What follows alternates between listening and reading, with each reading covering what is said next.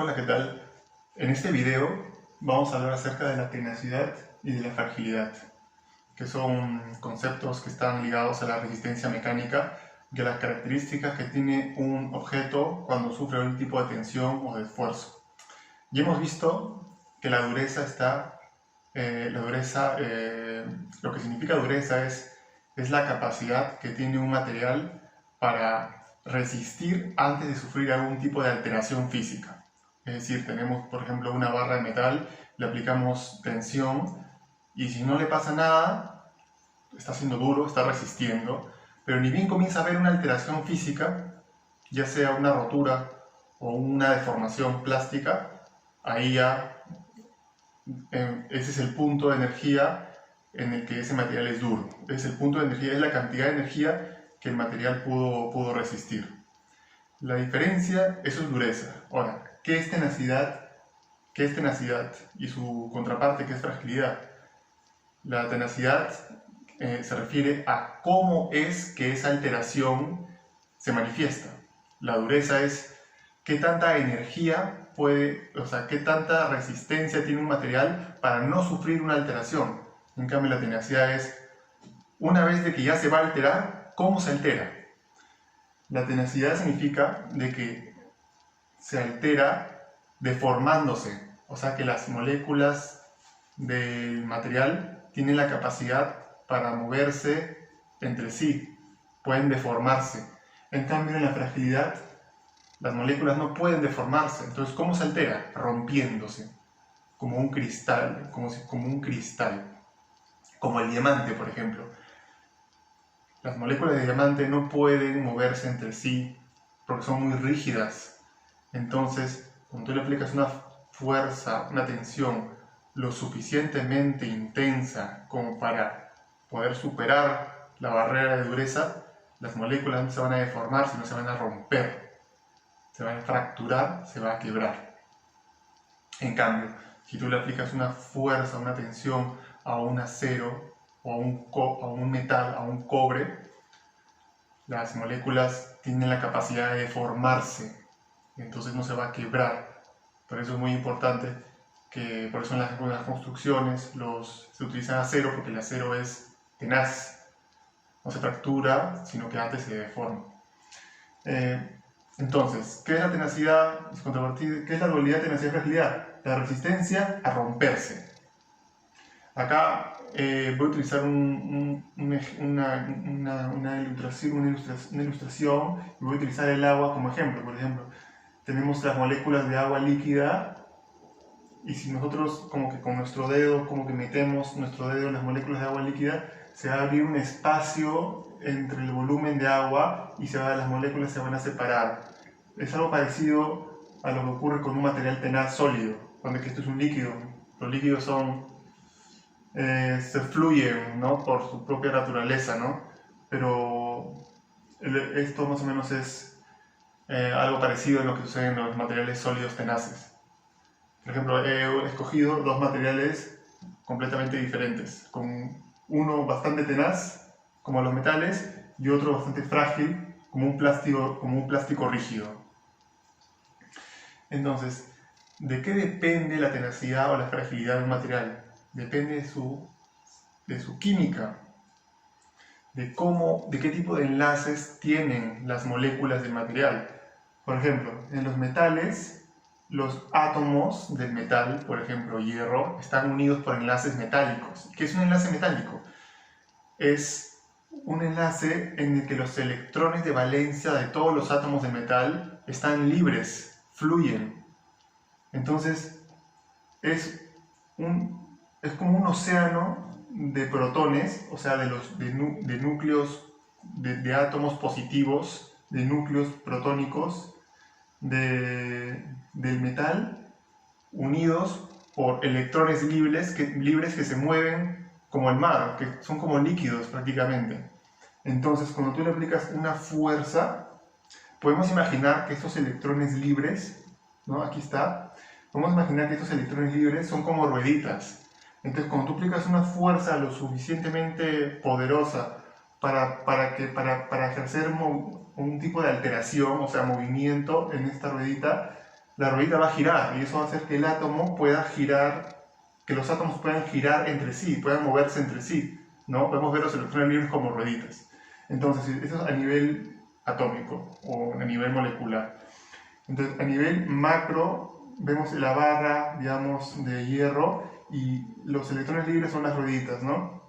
Entonces, aplicamos una fuerza de compresión, por ejemplo.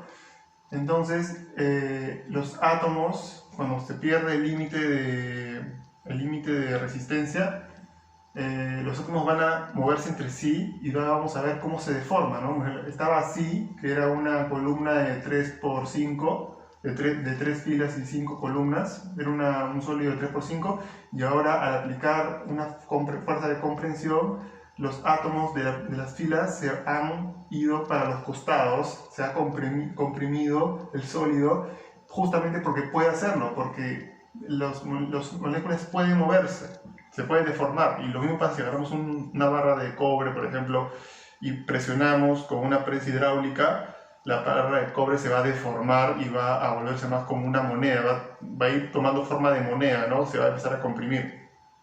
Eso es un material tenaz. Ahora vamos a ver un material frágil, no tenaz, como por ejemplo un plástico rígido. ¿Qué sucede a nivel molecular en un plástico rígido? Pues de que no existen estos electrones de valencia libres que se mueven como las olas del mar, ¿no? Que se mueven como el agua en el mar, ¿no? Que fluyen, no existe eso.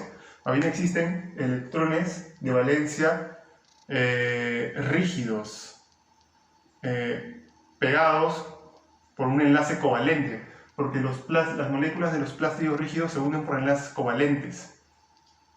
Entonces, podemos imaginar, por ejemplo, acá tenemos dos moléculas del plástico rígido y podemos imaginar, aquí imaginamos que los electrones eran como rueditas, ¿no? Que se mueven alrededor y que tú puedes como que mover las moléculas o los átomos así gracias a las rueditas, ¿no? En cambio acá podemos imaginarnos que los electrones de valencia no son rueditas, sino que son como una especie como de tubo, como una especie como de tubo unido, pegado a esto. Entonces, tú al ejercer una fuerza de flexión, las moléculas no se van a poder mover entre sí porque acá hay un tubo que está pegado a las dos moléculas. Es un tubo rígido, inflexible. Entonces, ¿qué va a suceder a nivel molecular cuando se le ejerce una fuerza de compresión? Vamos a utilizar un plástico rígido, también podría ser el diamante, por ejemplo. Si tú le aplicas una fuerza que el diamante es muy duro, por eso tendrías que ejercer una fuerza enorme.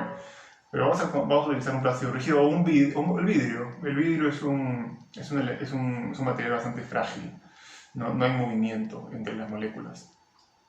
Agarramos un plástico rígido, lo comprimimos, entonces acá en las fuerzas del enlace va a haber una tensión, pero ¿qué pasa? Ya superó la tensión, pero las moléculas no pueden moverse entre sí porque están unidas por este palo rígido. ¿Qué va a pasar? ¡Pum! Se va a fracturar. Se comienza a fracturar el sólido. Se abre un camino de fractura, de rompimiento. Los enlaces químicos covalentes rígidos se comienzan a romper, se comienzan a abrir. Y se produce la fractura o el rompimiento del sólido, en este caso el plástico rígido. Y gracias a que los enlaces covalentes son bastante rígidos. Ahora, no es que los enlaces covalentes sean malos, sino que los enlaces covalentes son enlaces que le dan mucha dureza. Por eso, a mucha dureza a un material. Por eso es que la tenacidad está inversamente relacionada con la dureza. Mientras más duro es un material, menos tenaz es. Mientras más duro es un material, más frágil es. Mientras más tenaz es un material, menos duro es. Mientras más frágil es un material, mientras más tenaz es un material, menos duro es. Mientras más frágil es un material, más duro es, ¿no?